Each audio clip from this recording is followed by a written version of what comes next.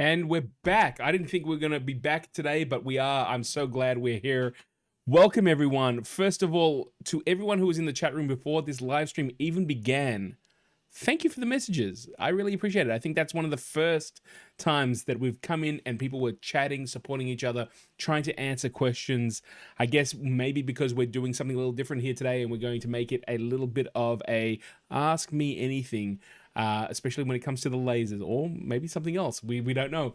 Has brought in some people with some questions, and I really enjoyed seeing the support that's given in the community, in the laser live stream community. So that is an incredibly awesome thing. Someone's calling me. Let me just put that on hold. So are you on the live stream right now? I've got a problem. Welcome to the laser live stream. If you haven't been here before, my name is Gil. I do a whole bunch of laser things on my YouTube page, including this live stream. And if you are here for the very, very first time, you are a laserologist. You have just joined the laser live stream community. And over the next hour and some, we're going to talk about a whole lot of things about lasers. And yeah, that's what we do every 2 weeks here on the laser live stream. It's a lot of fun.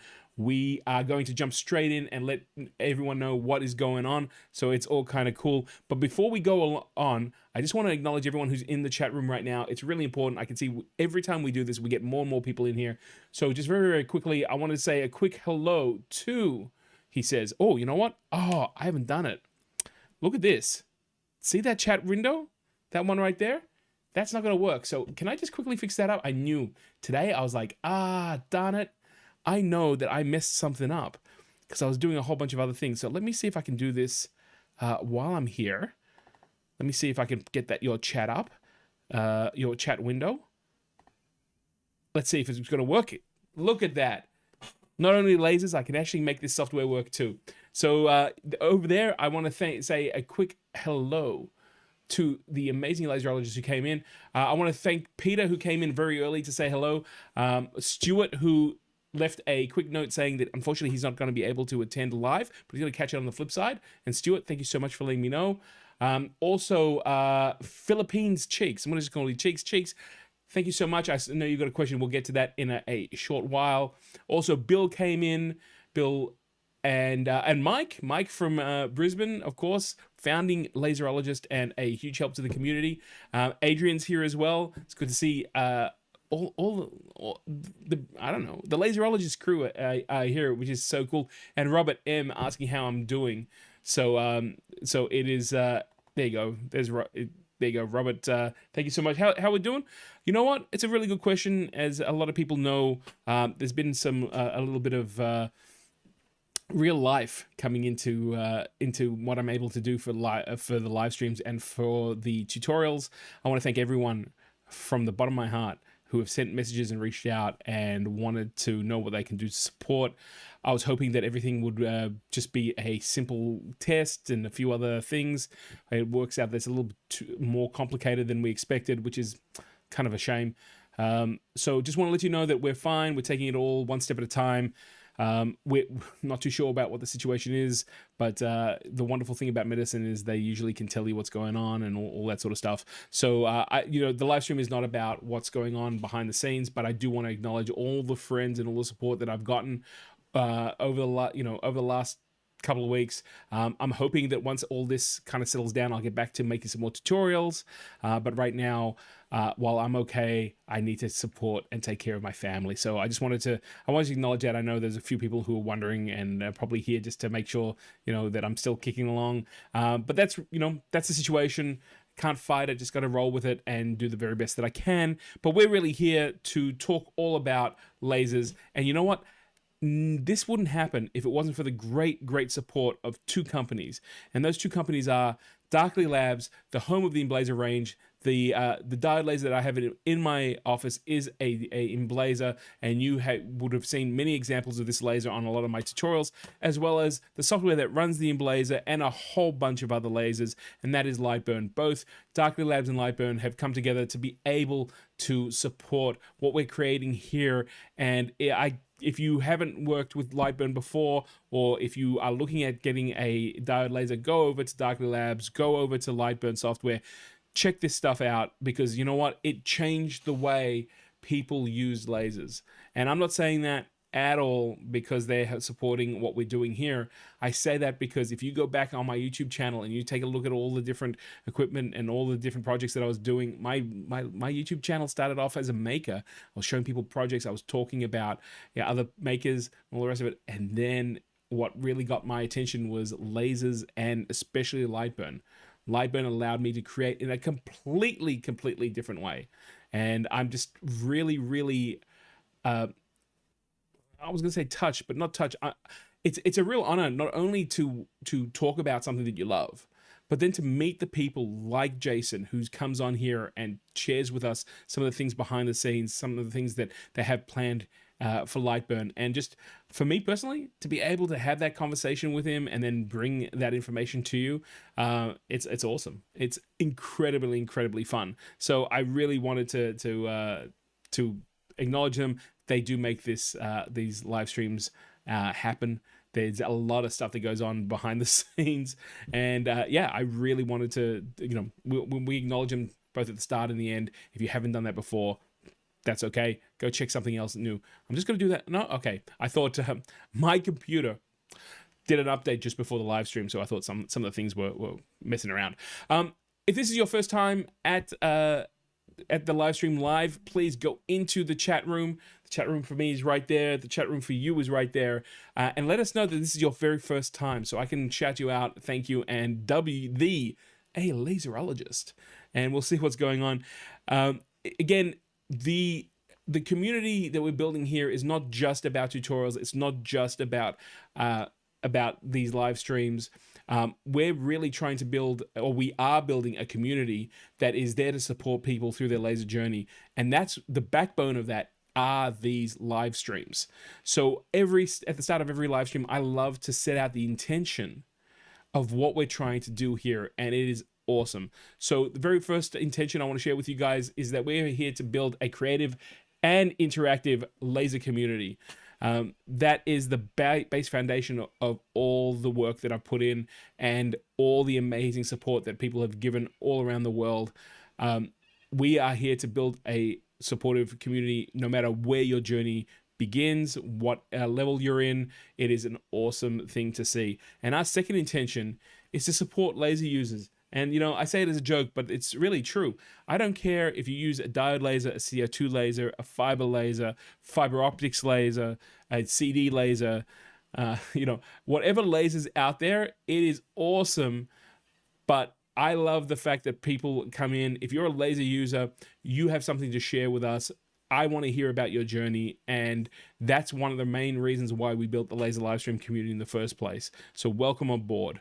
The third intention here is just to share information, share knowledge. And it is awesome to be able to see people sharing knowledge, not just here on the live stream on YouTube, but also in the other areas that we use. We have a Facebook group, which we'll talk about in a short period of time, where people can meet up and share their projects and what they love doing, and maybe even help someone else out in between the tutorials and the live streams.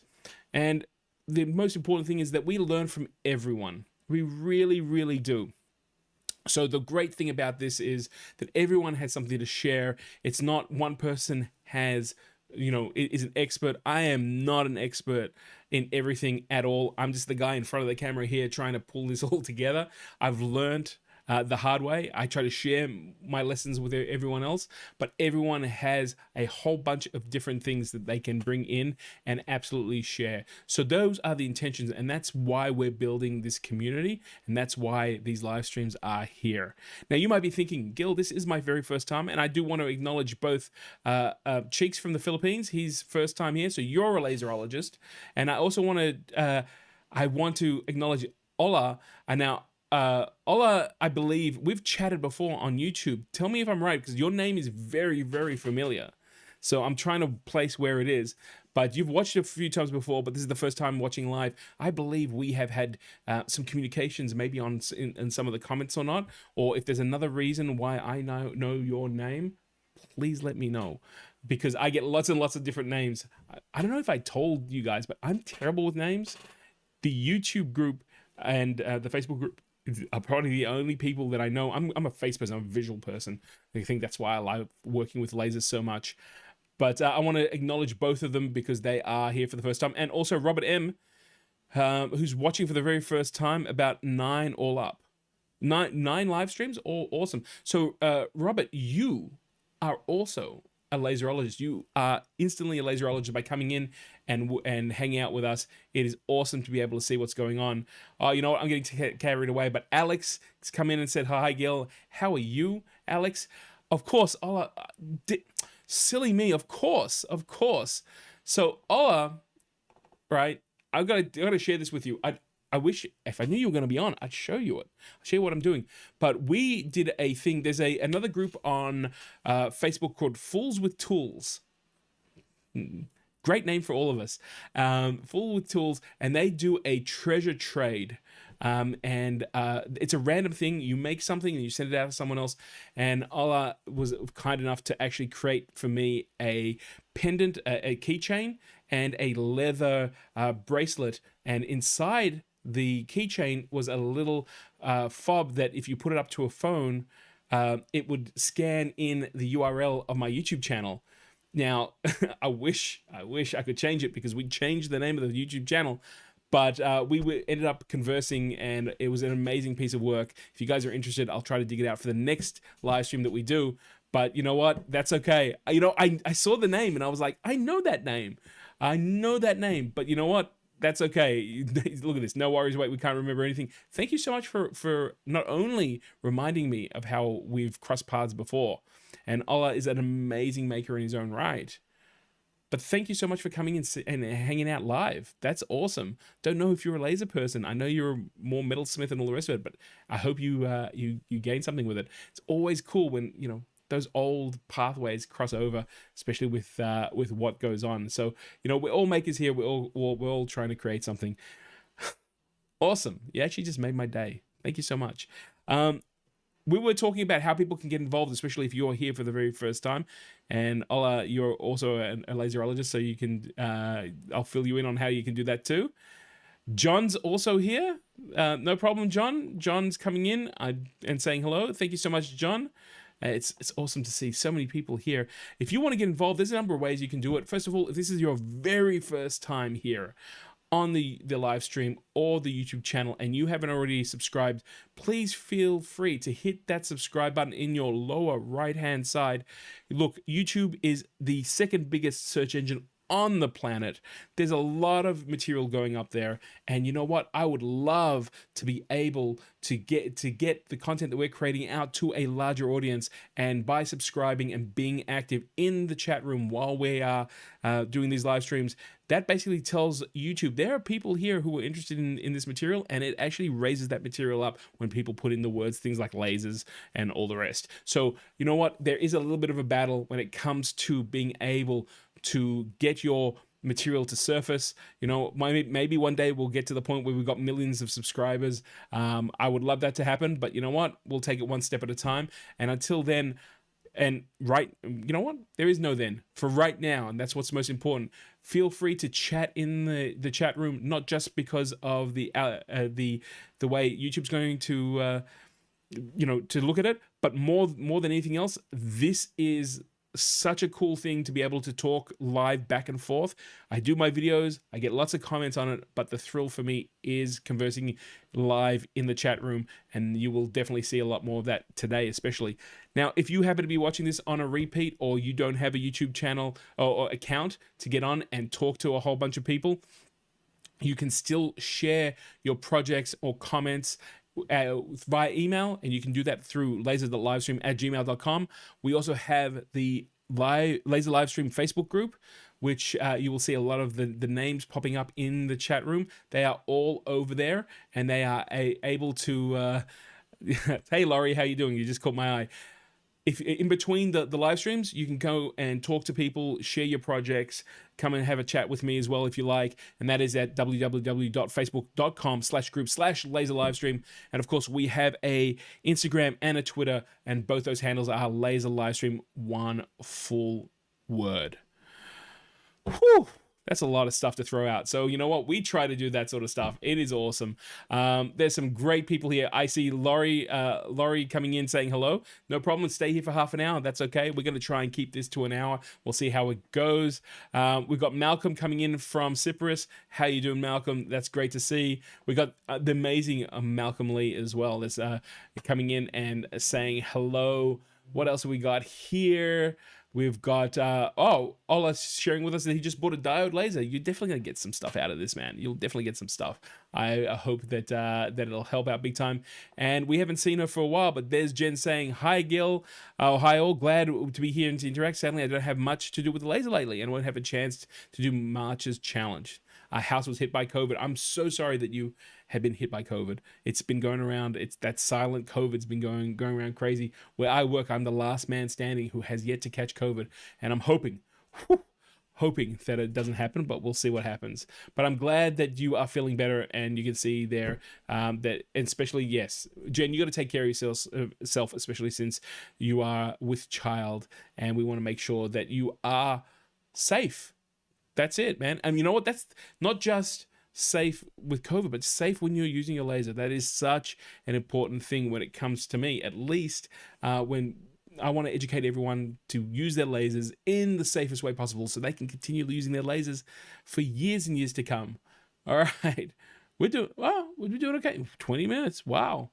No, normally it's 40 minutes, and people say you haven't spoken about anything, Gil. So let's just jump straight into it. What's on the show today? We have the Laserologist Showcase, where we show off some of the work that everyone has been sharing on the Facebook and on the email, the Facebook. Did I just say that?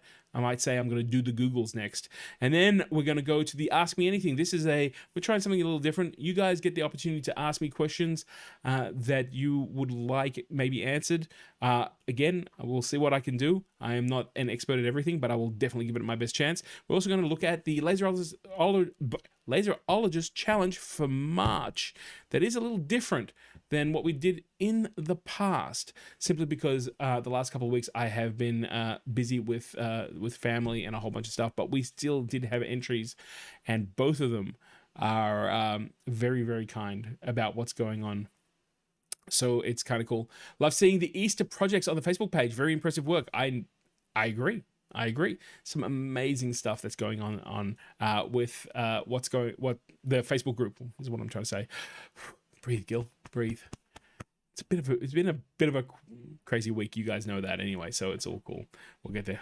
My eyes are going to be feeling like this before the end of this live stream. Let's jump straight into it. Let's take a look at some of the stuff that has been created by laserologists all around the world using their lasers. This is something that always gives me incredible inspiration, and we're going to share that with you now.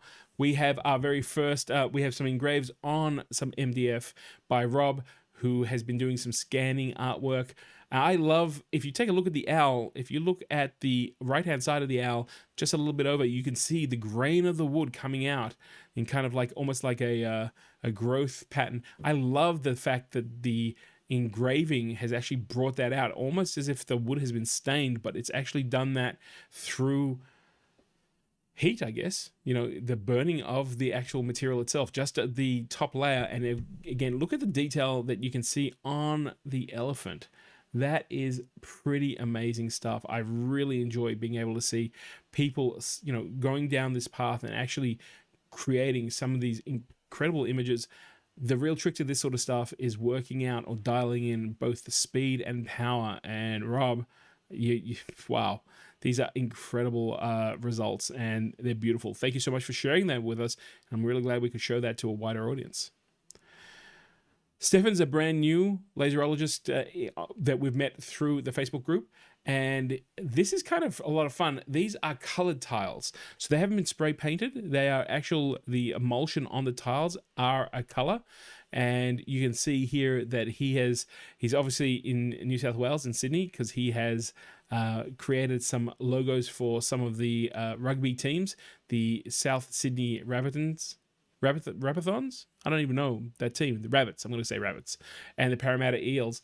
And he has used, I believe, the Norton white tile method and which has burnt those logos in, and then he's cleaned them up to reveal the colored tiles underneath. So they are awesome stuff, says Stephen. Again, some really, really interesting ways of taking the methodology and then being able to apply it in a different way.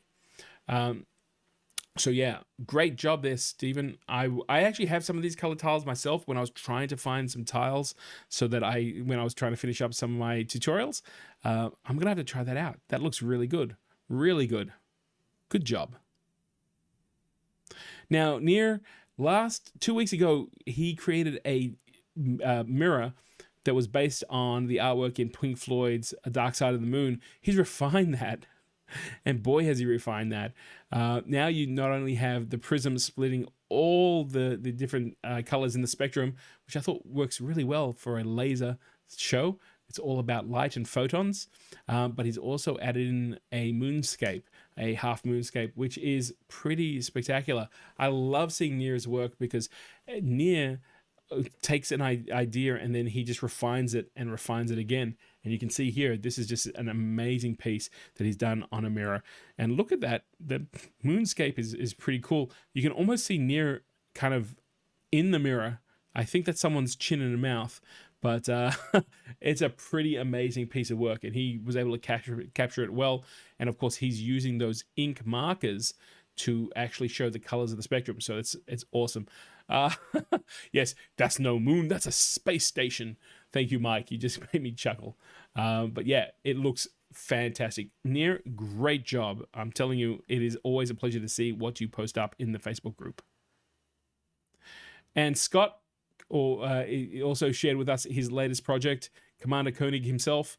Now, I believe this is a schedule board, and it's a magnetic blackboard for classroom, I believe. And again, you can see some really amazing work. He's made the A-frame. He's also engraved what's going on.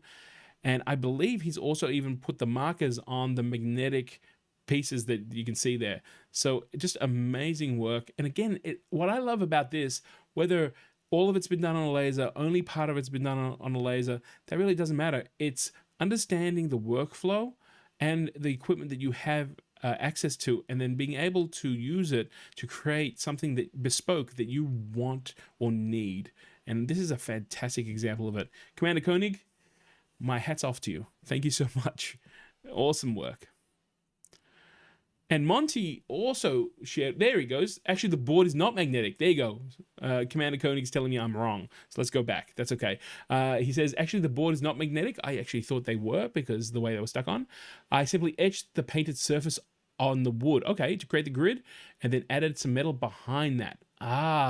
So you can understand. I stand corrected, but either way, great job there. Thank you so much.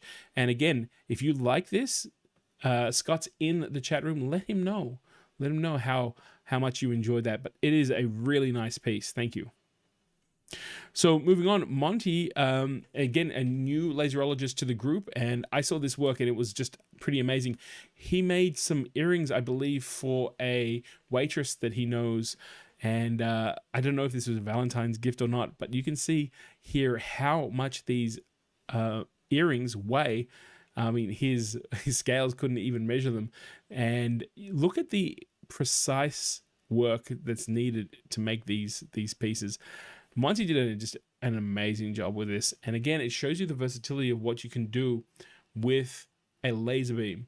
Now, I'm not sure, I'm not familiar whether he did this with a CO2 laser or a diode laser.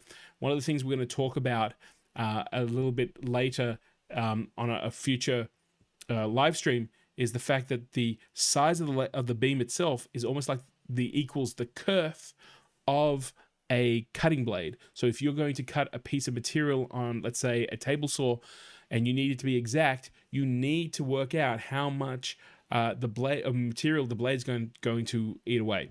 Now, that's true with a laser as well.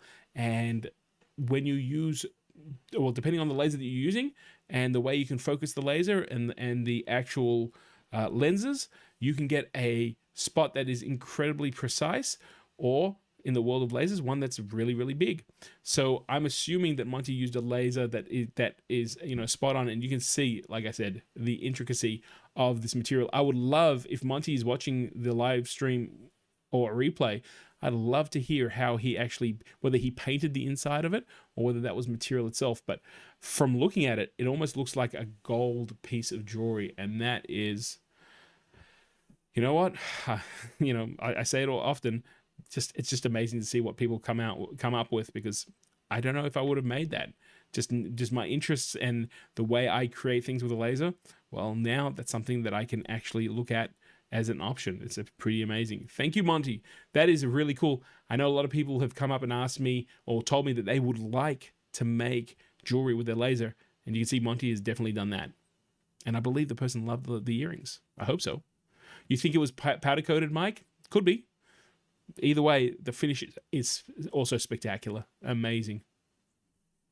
Now, Mike, another Mike, was it Mick? I'm going to call him Mick at this point.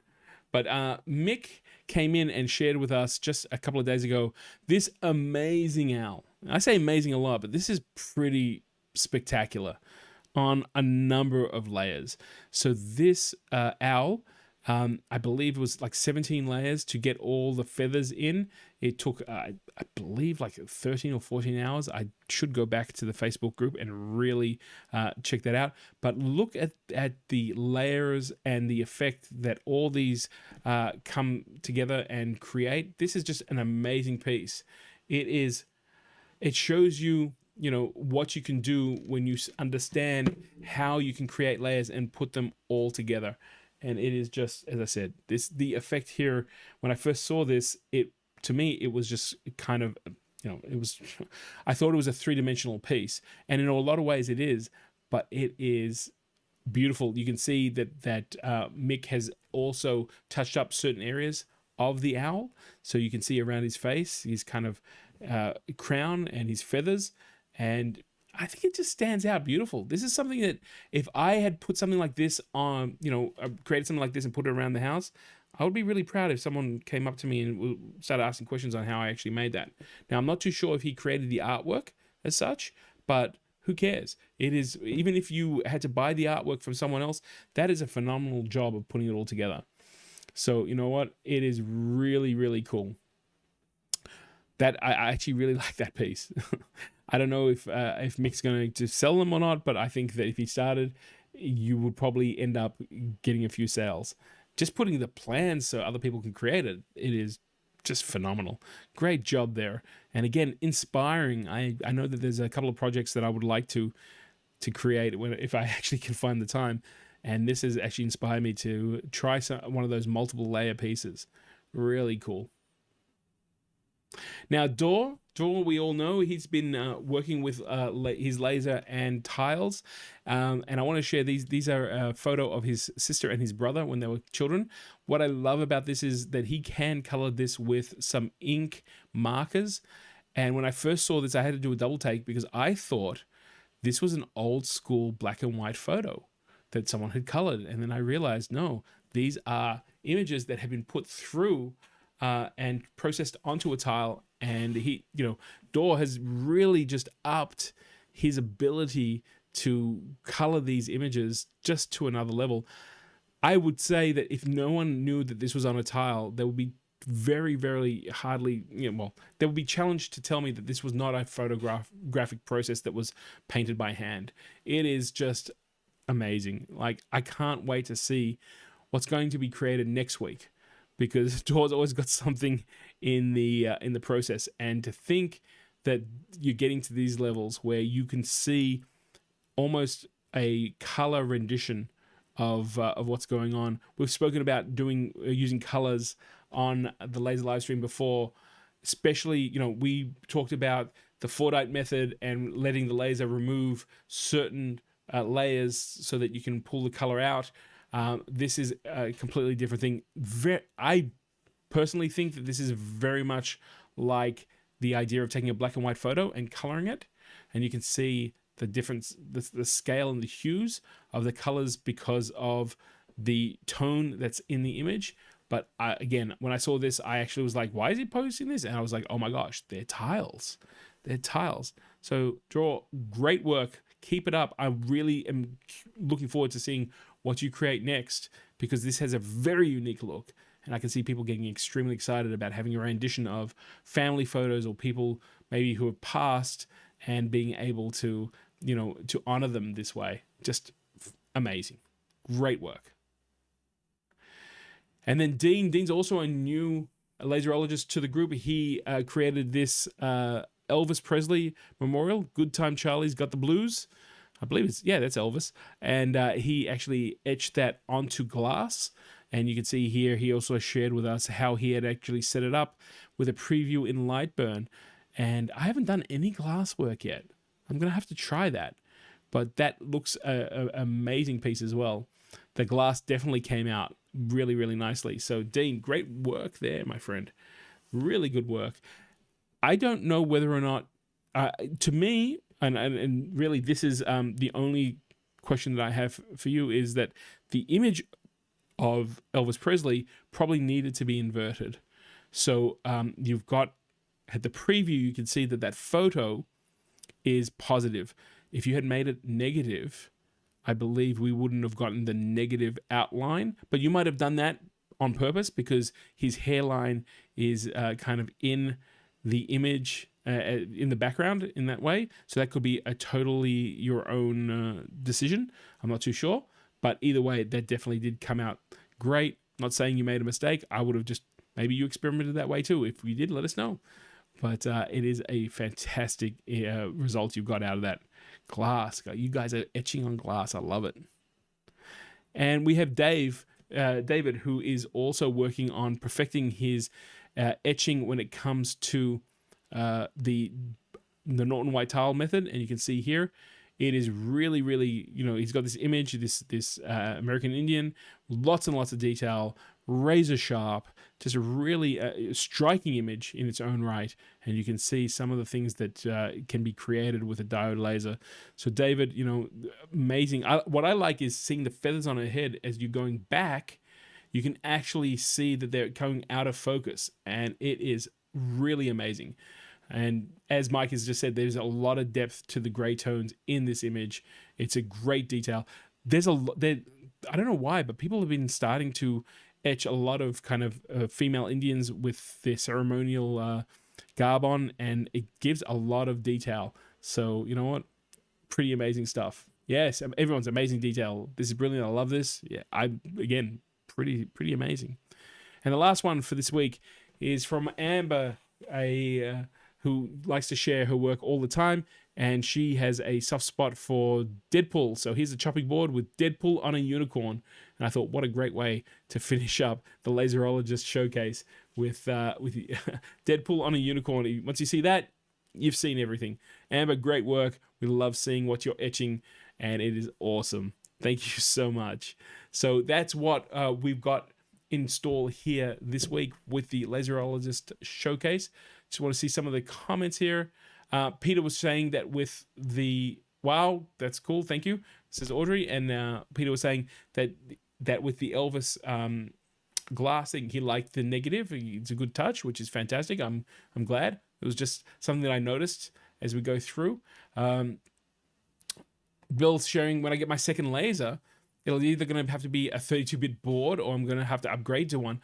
I'm just curious, why a 32-bit board? What do you think? What is it? Just because you want to send more data down to it? I think the results that people are getting may not be just because of the hardware, but it's actually got to do with from what I understand, and when I hang out at the Norton's Den of Lasers on Facebook, a lot of it is settings and working out using the correct paint, and then actually optimizing it for the laser you have. Bill's okay. Bill, more gray depth. Wow. Do you think it's a 32-bit process as opposed to the way Lightburn might be processing the image? I might ask Jason that. There you go. But there you go. You got a whole lot of information. All right.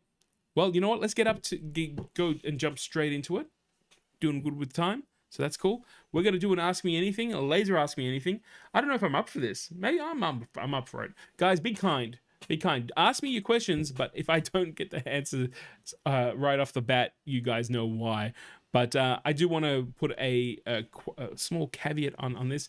I am definitely going to answer the questions the best to my knowledge. I am not a laser well, no, I guess it depends how you define I'm not a laser god, but I play one here on YouTube. Is that a better way of saying it?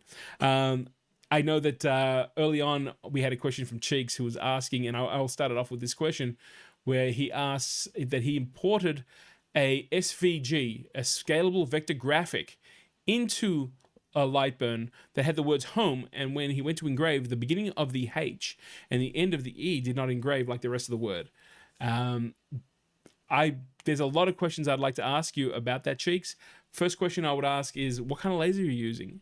But I do know that you were talking about the fact that you have a that you're using it on is it plywood? Hang on, let me see. Give me a second here, guys. Let me go all the way back, see if I can get it, because some people were asking, and Cheeks was saying, why isn't this going all the way up? Hang on a second. Plywood, and it's just the words, says Phil. So there's a couple of things that just taking a shot in the dark that I'd be looking at, and the first thing would be your material. If it's plywood, if it's not laser ply, there are certain when they make plywood, sometimes there are knots in the wood, and when they're manufacturing it, they use filler. And it's quite well known that lasers, when they hit this filler layer, won't go all the way through. So it could be that, but if it's a repeatable issue, if it works out that you are getting the same result each time, I'm not too sure how your settings are in Lightburn, but make sure that there are no tabs set out so that the pieces don't have a gap. And sometimes I've seen this once when someone installed a brand new copy of Lightburn, the gap wasn't just one small little bit, it was quite a large piece, and it actually stopped the cutting out of the letters. So that could be the second thing that I would think just off the top of my head to check. If those two things are not the issue, why not isolate the letters by itself and run a test on a piece of material and check the settings, your cut settings. If you slow down the laser and it's still not cutting it out, I would say that there's probably some sort of fault in the SVG file. If that doesn't work, if that's not working, trace the letters. Trace that one letter, the first letter that's not working, and see if you can cut that. If that cuts out and the original SVG letter doesn't work, could be a corruption in the file.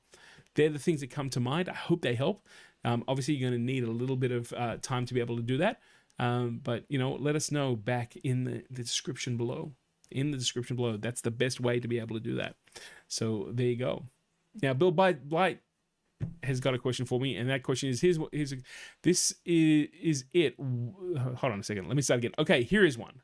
Why is it that I see a lot of people who say not to use grayscale with tiles when it works fine with most diodes? Just might require more massaging. Good question. Very good question. So grayscale is in Lightburn is just a mode, and grayscale, if you go into it and when you drop it down, it'll actually explain what that grayscale is. A lot of people don't like that because of the finish.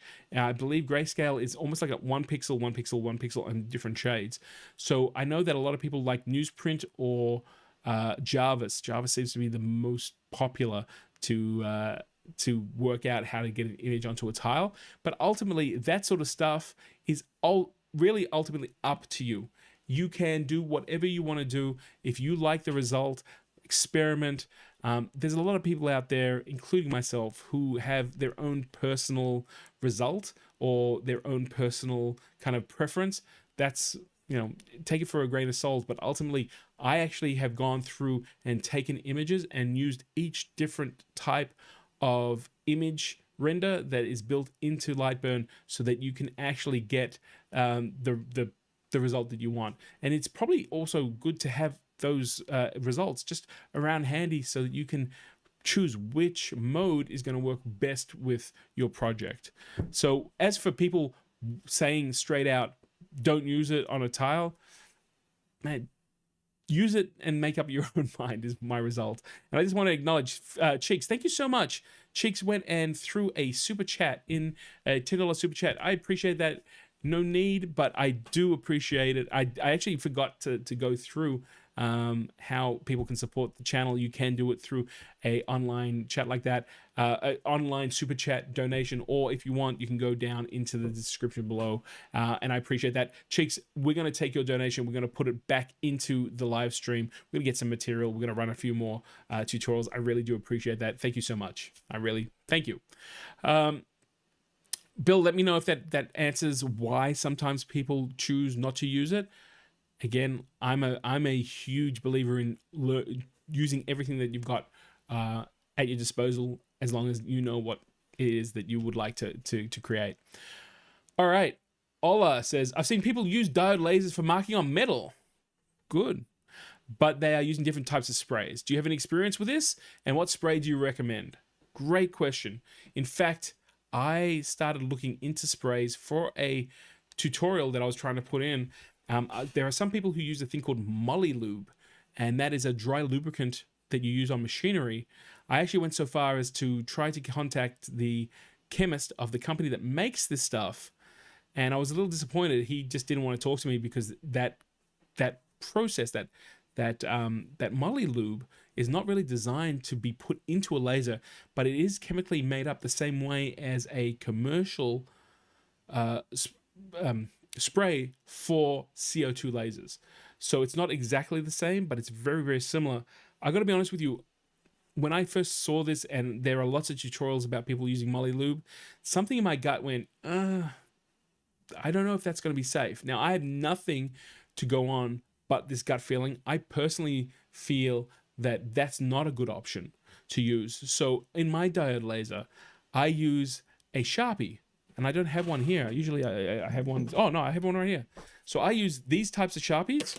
You know what I'm talking about. This thing right here. Actually, I'll do it here. So just a regular Sharpie. And what I do is that I mark the piece of metal. I just paint onto it with Sharpie, and that allows the laser not to be reflected off the metal, but actually kind of embeds. I don't know whether or not it's the ink that's in the Sharpie being fused to the metal, but I have seen some amazing results where you engrave or mark metal. You don't engrave it, you mark metal with a diode laser just using a regular old Sharpie. So for me, this is my go-to. This is something that I have a lot of, and I'm able to get results knowing that I'm not using a chemical in a space that I have to go and, vent out or anything like that. So give that a shot. Ola, let me know if that works for you. The settings you have to play with, so make sure you've got something that you can, sacrificial. Give it a shot, see what the results are like. If not, there are sprays. I know that Romark sells a spray for, it's about $120 for a small can. And for me, and my uses, using stuff like this is fine. Molly Lube's, I think, $20 or $30 a can for a dry lubricant. But again, just for me, not what I want to do, not what I want to use. But there are different options. So try out those markers. And if you're not getting the results, come back, let me know, and I'll see if I can dig up some of the settings that I use, at least for the Emblazer, which is going to be very similar to your laser. Cool. I think that covered that. Now, Audrey's asking, what's my favorite material to use in the laser? Well, I have a very, very soft spot for EMA foam. I have lots and lots of signs all around my house that have been created. In fact, if I turn my head this way, you just can't see it, but right up there, it happens to be a sign that I created that says, let me just turn around. It says caution. Oh, you know what? Give me 1 second, people. Let me see if I can grab it. I haven't put this off the wall in years, but this is one of my first. Okay.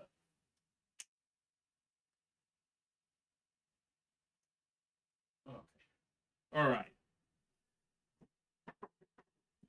I don't normally throw out, move away from when I'm working, but this is the sign that I made. It says, this equipment produces creativity when energized. This is all EMA lettering. Even the border around has been cut out. It's a two-piece process. You can actually see, I think I've got to restick this one down because it's coming off. But if I go like that, you can probably see, the raised lettering. Very official type of sign. And I created that to remind myself that if you're going to go and use this equipment, you've got to remember to be creative. This EMA foam, you can see behind, it's very thin. This is the craft foam that a lot of kids play with, and it cuts really, really cleanly, fast. It's a fast process. And what I did here, just a little trick, is that I have a black piece and obviously a yellow piece, and then I put the whole black piece in, and then I use the cutouts as placement for the letters. So I designed the whole thing in Lightburn, and then I got all the alignment, and all I used was just a normal, like a Yoo-hoo stick. Just I've got this stuff sitting here because I was working with it before. So we're using stuff that is just readily available at home. And I have a number of these types of signs. I have that one. I have the transporter logo from Star Trek, the original Star Trek, on my bathroom door as a bit of an in-joke. I have a whole bunch. I have the NASA letters that I created on the inside of my door. I just like being able to go through and create stuff with EVA foam. And just this week at work, we got a whole lot of small pieces of equipment that we've got to lend out. So I was able to buy some plastic boxes and then use 5mm EVA foam in the laser to cut out places to put the equipment in so they don't rattle, and you can visually check off whether Star Trek joke, check off all the pieces when you're going to hand it back. And some people said to me, wow, I never even thought of that. And I was like, EVA foam, incredibly fast, safe to use in your laser, and one of my favorite all-time materials, because it's so cool, and anyone can use it, and it's cheap. It's really cheap. So I hope that answers your question, Audrey, of what my favorite material is. Adrian sharing, just going back about the different grayscales. Adrian says he never uses grayscale. He either uses Dither or Stucky. There you go. I use Jarvis, not a problem. Now, Mike's saying, what's your favorite project you have made? Wow. All right. Now, I've got a question, Mike. Laser project or project full stop? Like, laser project. What's my favorite laser project I made? It's a really good. I'm trying to look around and get some inspiration. Yeah, you know what? That's a hard one when it comes to laser projects. I think, to be honest with you, I had a time when I was learning about lasers for the very first time. There was a laser at a makerspace that I kind of got co-opted into, in the sense of being able to help. And with that project, what I ended up doing was I wanted to learn how to create things, how to etch, so I started creating little logos from like TV shows, which in fact you guys see in my tutorials. I have all these tiny little logos that I hide in my tutorials. And what I ended up doing was started just emulating some of the things that I loved. So one of my favorite ones was the OCP sign, which is a logo from a film called RoboCop, which I'm sure most of you know about. And there was a big metal laser, caution laser, and in the middle it had the line, and then it had like light going out either side. It's the international yellow sign of a laser. And I stuck the OCP sign in the middle of where that laser started, and you couldn't see it unless you really knew it was there. And I thought to myself, wow, and then I was sitting there working on a project, an electronics project, probably a year later, and someone came up to the laser and they saw the OCP and they're like, oh, cool, the laser's from OCP. And I was like, wow, yeah. So I think for me, that happens to be, that really does happen to be one of my all-time favorite projects, was just making those logos. I also made a Stark Industries logo and placed it on this laser cutter, and I would just see people coming in and they would just gravitate to it, and they're like, why is this here? And I go, oh, Tony Stark donated the laser to us. And they were like, oh wow, really? I'm like, yeah, sure, whatever you want to do. So I love going, one of my passions is being able to replicate some of the things that I love in cinema and in television, and I think that's an ongoing project for me. And it's also cool to be able to give those things out. I know I did a Nakatomi Plaza security office sign for the bathroom door of this makerspace, and it's still to this day, people were like, is it a security office? And I'm like, yeah. All the important business goes in there. So it's kind of fun. Thanks for asking the question, Mike. Let's see what's going on. Oh, so John's saying I use a cheap matte black and it works well too. Great. That's obviously for marking metal. Mal saying here that when I was doing the image of my mum and her granddaughter on the tile, Jason from Lightburn explained the differences between grayscale and dithering. I have to find his post again. Please do. No problem. Mal, that'd be cool. Let's see what else. Any other questions here? Ola's saying, "Ghoul, thank you. No problems." Bill saying, "I have a big fat Sharpie I use as well." See, I'm telling you, save money. Don't buy sprays. Try Sharpie first. Peter sharing that he didn't know about the Sharpie and he's going to give that a shot. So that's awesome. Mike sharing that we need more power, Captain. We need more power. Adrian wants to know what my favorite 3D print is. I can definitely do that. I don't know if I've shown him to you. Maybe, should I get up again? Should I get up again and show me? I'm going to do that. All right, I need to show some toys. He may fall apart a little bit, but let's see if I can. Oh, I might bring his friend along as well. Whoa. Give me a second here, guys.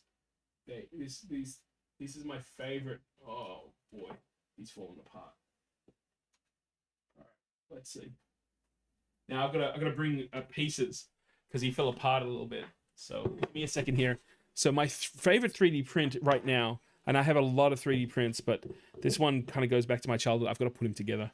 So happens to be this one. I recently started trying to learn how to paint a little bit better, and I'll show you.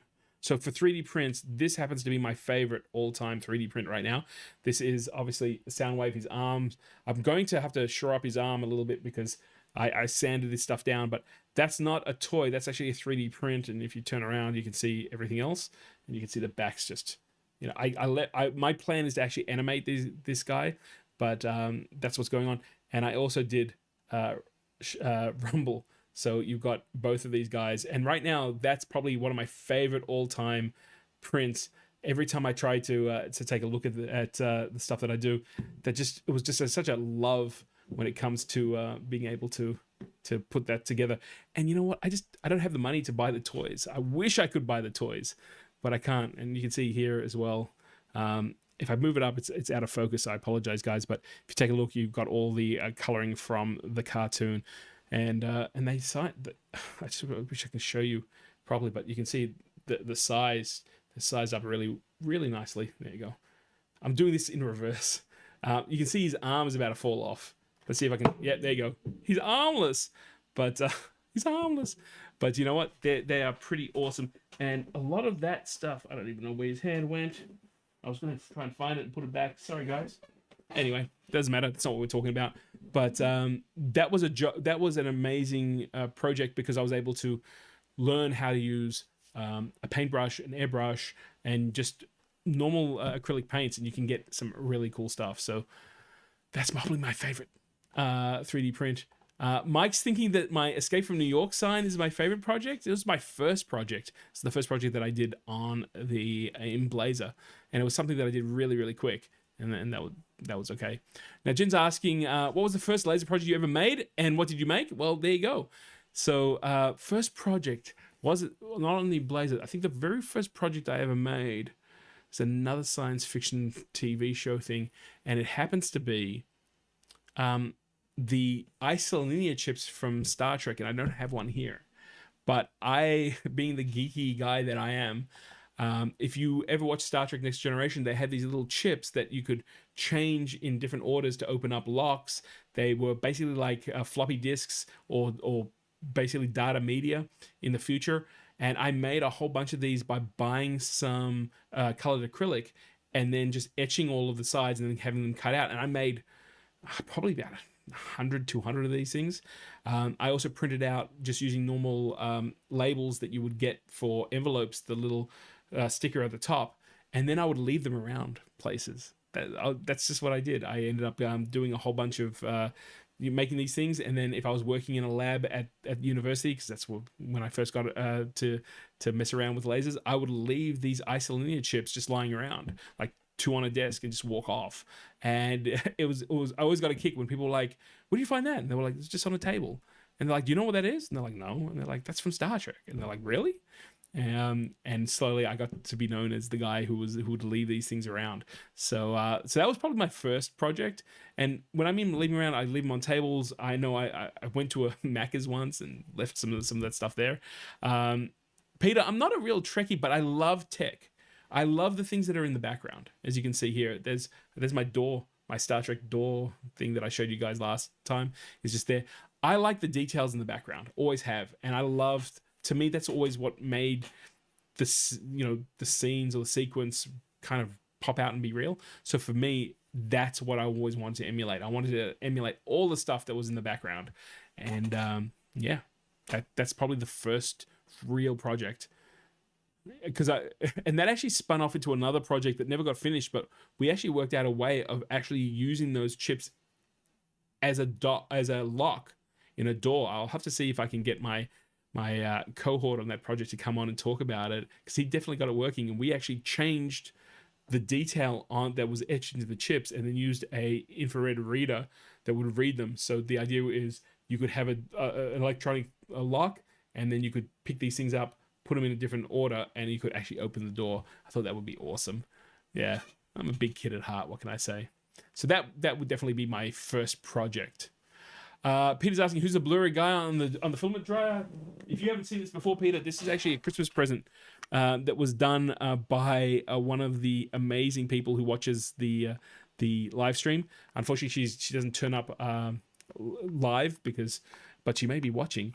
And this is so all her projects are so small that she places like a little matchbox to show the size. So she created this matchbox with me on it. It says here, for matchless live streams.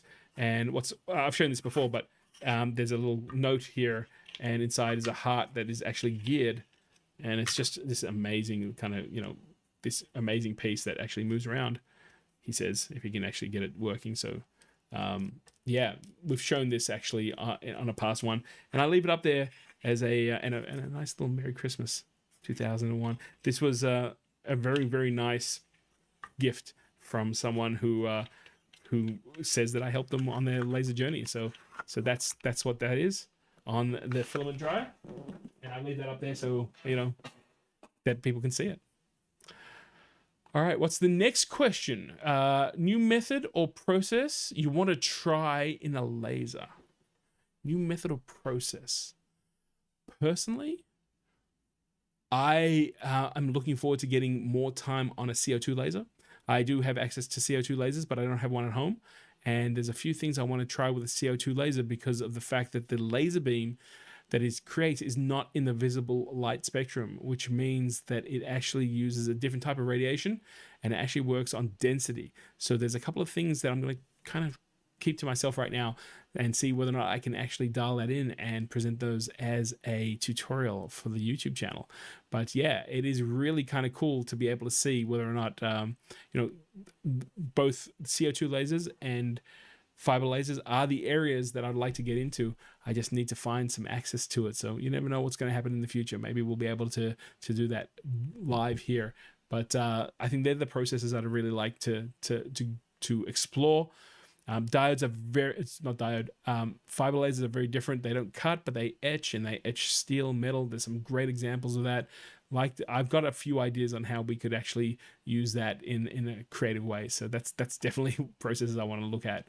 Now, Alex says, what's the best settings for engraving slate, please? Depends on what laser you have. Alex, to be honest with you, I would love to be able to say to you, this speed and this power setting. It just really depends. Not all lasers are created equal. You might have a 50 watt or 60 watt CO2 laser, and someone else has a 15 watt diode laser. You can imagine that if I am telling you the power settings and the speed, that's not really going to help you. But what I will point you to is that if you go to my YouTube channel, there is an engraving tutorial that explains how you can actually work out the best settings for any material. You can take a small piece of slate and run the same workflow that we go through on that tutorial, and that will show you the best range and the best power range that you can actually have with your personal laser, including if you've got a CO2 tube, the power rating at that point in time. Because as you use a tube, a laser tube or a diode, they are expendable. They do lose power over time. So a setting when you have it brand new tube and a setting you might have a year later when you're using it every single day is not going to be the same settings to get the same results. So please feel free to go and check out that tutorial. And I don't have it in the description below, but I will see if I can add it into the comments so you can find it really easy. So I hope that helps, Alex. I wish I could say to everyone, yeah, 12 speed, 12, 26 power, and get the best results. Mal saying have Sharpie. Have to get Sharpie to sponsor the live stream as well. I'd love them to. Just give us pens, man. I'd love to give Sharpies to everyone. Have you ever seen someone mark silver with a diode? So, as I was mentioning before, different lasers have different attributes, and a diode laser uses a beam that is in the visible light spectrum, which means that if you can reflect visible light, you can reflect the beam of a diode laser.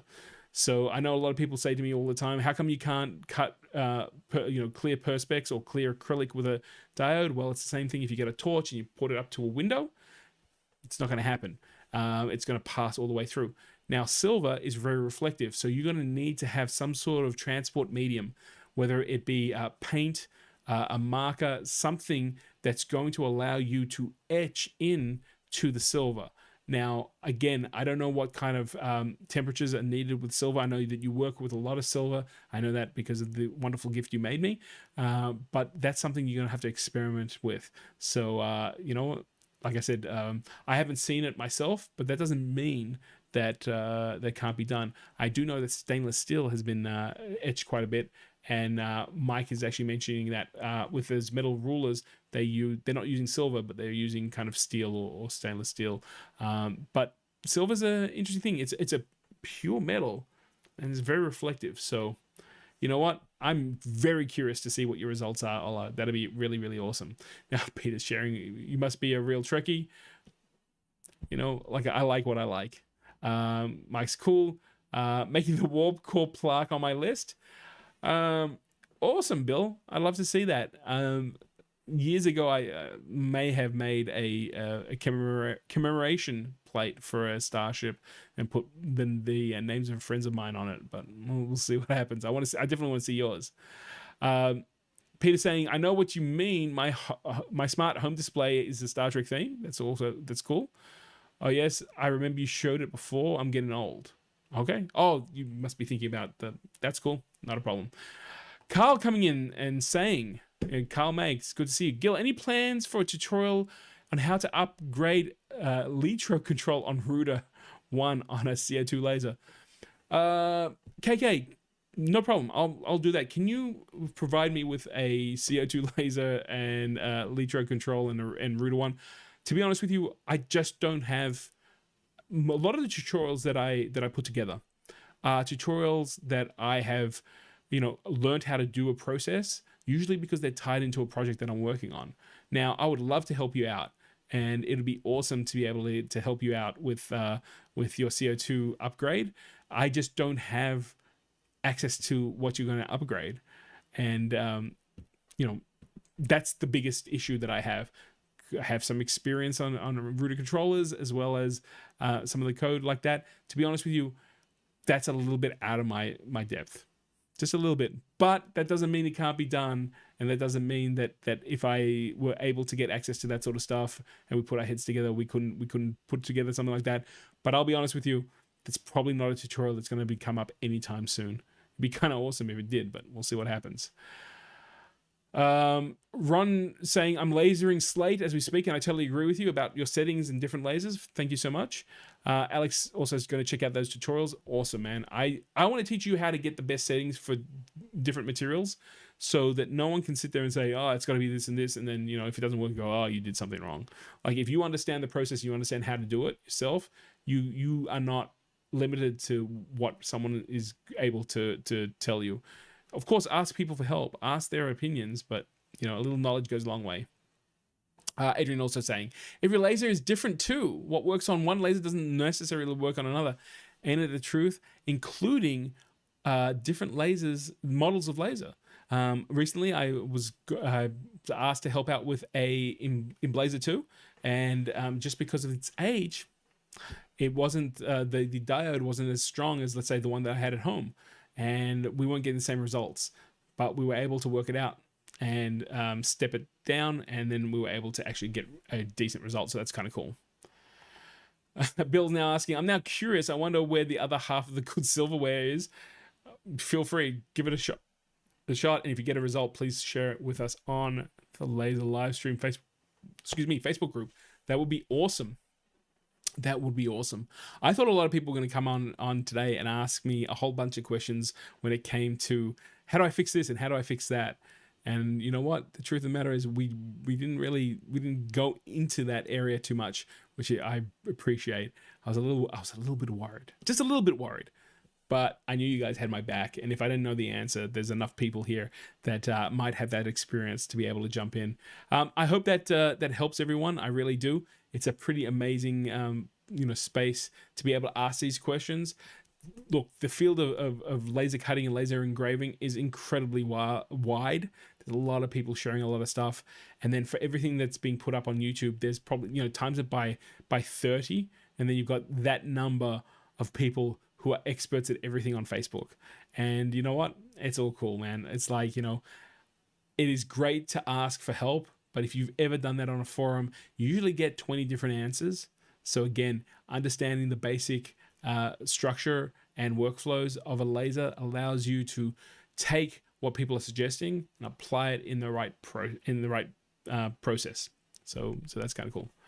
They do wear out. I'm on my second diode, says Adrian. Of course, they're consumables. So same thing with CO2 lasers, same thing as the fiber lasers. If you're taking photons and you're lining them all up to go in one direction, it takes a tremendous amount of energy, and that energy does wear out parts. So, it's kind of fun because, actually, I'm going to show you guys something else just before we move on. This is, here it is. So a lot of you don't know, but I teach. Oh, darn it! It got a little bit damaged. I have been asked, or in the last couple of weeks, I was asked to work with a school that wants to set up a tech lab, and in their tech lab, they actually have an laser, which was really, really nice to see. And one of the students didn't want to get involved with what we're doing, so I asked him to draw a picture of the piece of technology in the lab that he liked the most. And man, I had to keep this because this is what he did. So I love lasers. That's the laser. That's his interpretation right here of an laser. There's your laser beam coming in. And this was the coolest thing. Now he doesn't know that what I like, but this is me. And I guess I've got a laser in my hand. I don't know if that's a lightsaber or a laser, but I thought this was the most adorable thing that I found, and that's going up in my office. So at the end of the day, when we finished, he came up, and I had forgotten that I gave it to him as a task, and he gave that, and I was just like, that's awesome. So you now have a new generation of laserologists, next generation, dare I say it, who are coming up, and they're just pretty awesome that way. Oh, before we go off, that's kind of cool. Cheeks is asking, I have an Atom Stack X7 Pro. What's the best way to clean the laser? Clean the lens, not the laser. You don't want to touch the laser. Let me just ask really quickly, because I don't know about the X7 Pro, but does the lens come out? Can you unscrew the lens from the body? Let me know if that's the case, Cheeks. And if that is, no problem, Alex. You have a great night. I appreciate you hanging here as long as you have. Have a great day at work, and make something cool and share it with us before our next live stream. So, Cheeks, as I was asking you, if you can get your lens off, the best way that I know to clean a lens is to use a piece of lens paper, same thing that they used on old cameras, and I just take a drop of isopropyl alcohol. And I actually just kind of wet the surface, give it a second, and then I use the very fine photography lens paper just to clean it up. So you cannot unscrew it, that I know of. Well, is it okay if I do a little bit of research and get back to you on that one? I'm not too sure. If you can't get the lens out itself, then as Bill said, optical cleaner or cloth that's for glasses. Lens cleaning wipes, as I said, you can do any any one of these things. I know I used to buy lots of lens cleaning wipes for these things. I used to use the same thing. I found isopropyl alcohol and lens tissue, which you could get quite easily online or in a photography store, works extremely well as well. So no problem there. Yep, let me go and take a look. I'll just take, I just need to see the piece of equipment. I'm not too sure. I'd be surprised if you can't get the lens out somehow, but you want to make sure on my laser, on the Emblazer, I can actually unscrew it, pop it out, clean it, put it back in, and put it all the way through as well. I also do some photography and lens stuff. Good work. That's okay. That's my background. That's, it's all glass. The lens is so important. So I'm using the same way that I use with photography stuff. All right. I'm going to, unless there's any other questions that people would like to ask, we should move on to the Laserologist challenge for this month. Elsa, how you doing, my friend? Laser Master, I wish. It's good to see you. It's good to see you. Hey, check this out. There you are. You're up on the screen now. There you go. It's good to see you, Elsa. This is a friend of mine who pops in from time to time to just say hello. So it's great to see you. All right. We'll see. Why don't we move on to this month's laser challenge? Laserologist challenge. Before I go on, I must, given everything that's going on right now, I kind of dropped the ball on this. Normally we promote this heavily throughout the month. Unfortunately, as I said, some things came up that took my attention away from not only the laser live stream, but also the videos. And, once we're able to get that, worked out, we'll be back. So I'm actually going to suspend the Laserologist challenge after this month, and we will be back with it. I have everything in place. I just want to make sure that we're able to get everything running smoothly. And in a lot of ways, I'm just a one-man band here. I pretty much do everything myself. So, I'm sure you guys understand. So the Laserologist challenge for March was to create, basically these challenges are open to all laserologists. They're theme challenges and they're open to any skill level. And last month, the challenge theme was a family memento that needed to be made out of wood. And we did get 2 people who entered. Since there's 2 of them, what I'm going to do is I'm going to send both of them a small token instead of a prize this month, and we will revisit the Laserologist challenge in the future. But our very first Laserologist challenge was from Ron Pennypacker, who was in the chat room just before. I don't know if Ron's in or not here. I hope he is. Please yell out if you are. Now Ron does this on Etsy, and what he does is he makes plaques from using the brass from military funerals. So I'm sure people have seen movies where people who are actually buried due to their service for their country, they usually have people there who end up firing rounds in, I guess it's an honor guard. And what he does is the brass is actually given to the family, from what I understand. Now, Ron explained this all to me, so if I'm getting it wrong, Ron, I know you're in the chat room, I apologize. Please jump in and let me know. But normally these pieces of this brass, this shell casing for the bullets are given to the family, and they're usually just stuck in a drawer. So what Ron has done has actually, he creates these plaques so they can be placed on a desk and they can be honored instead of being put in, out of sight, out of mind. And I think that's a pretty amazing piece. So he does this professionally. Ron's in the chat room. If you want to put a link to your Etsy store, feel free. These are pretty amazing pieces. And Ron did share that it was kind of funny that the challenge was a family memento, and this is what he does. And I did go over and check out his store. I'm going to put a link in the description below after this laser live stream. So please, if you're ever in the situation where you have a loved one who, for whatever reason, is in the situation and you want to honor them this way, please, check out Ron.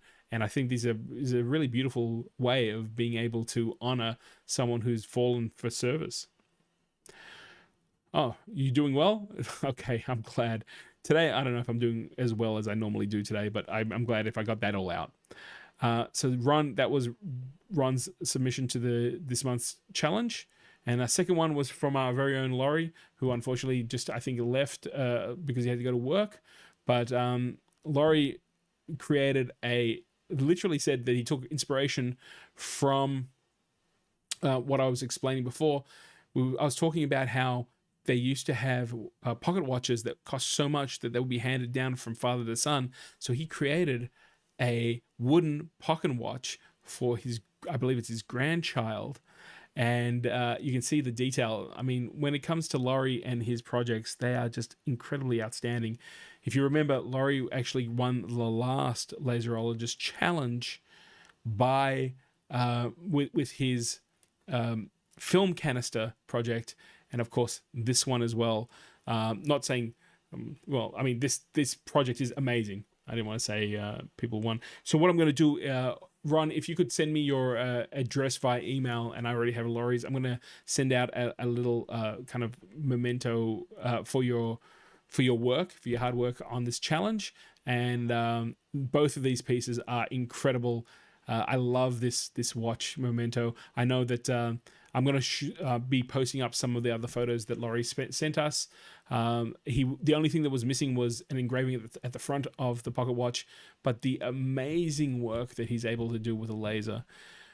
I think we're going to have to get Laurie on board to talk about his process of how he actually creates things using a laser. It is phenomenal. Just absolutely incredible. And I want to thank both of you, both Ron and Laurie, for going through. Again, it's on me. I kind of dropped the ball on this one, but give me a little bit of time so I can fix up everything here, and then we will move forward. I feel kind of bad about that. I really do apologize. Guys, before we close up, I do want to let people know that if you are working with Lightburn, working with a laser, working on a project, and want some one-on-one tutorial help, there is an option to get, let me do that one instead. I do virtual classes and one-on-one tuition. It's been really fun working with a lot of people and actually learning a little bit about their projects, as well as working with them to hone their Lightburn skills. I've had a number of people who actually are a little lost on that first kind of venture into Lightburn, have looked at tutorials and still want to kind of just go through the step-by-step with people. So if you're interested, please get in touch with me at laser.livestream@gmail.com. Alternatively, we are still putting together submissions for the tricks and trips. Let me say that again. Tips and tricks from the community.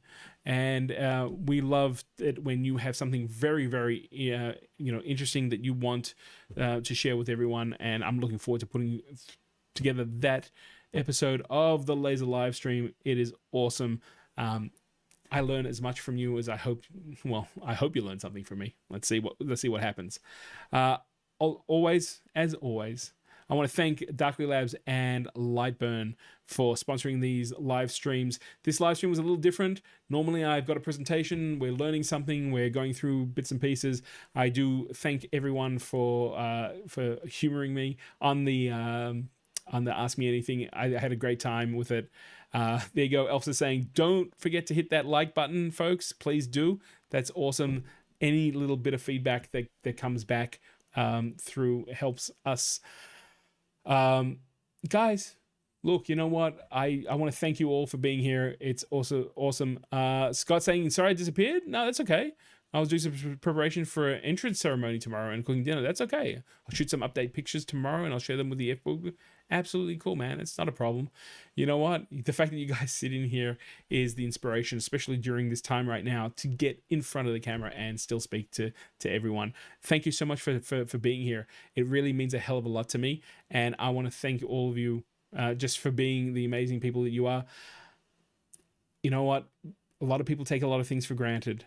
You know, if there's one message I want to leave you with today is just take a moment out to look around at the people that are around you and appreciate what they bring into your life, because you never know when that might be challenged. Guys, go and use your lasers. Go make something amazing. Thank you so much. I look forward to seeing you in 2 weeks' time. If anything changes, I will be in touch on the Facebook group and with everything else. I'm Gil Posnanski. I'm going to go and try to play with the laser, and I'll see you guys in 2 weeks' time. Take care. Wow, look at that.